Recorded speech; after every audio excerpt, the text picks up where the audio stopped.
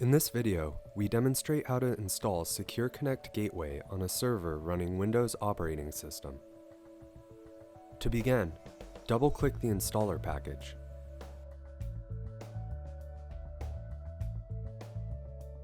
On the installation wizard, click Next.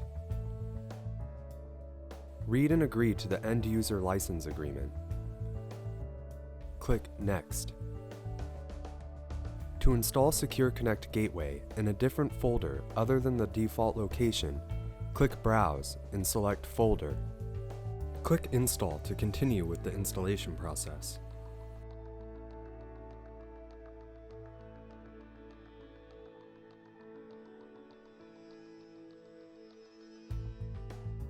Note: the default ports required to complete the installation are 9001 and 5700. If these ports are used by a different application, you are prompted to enter port numbers within the range of 1025 to 65,535.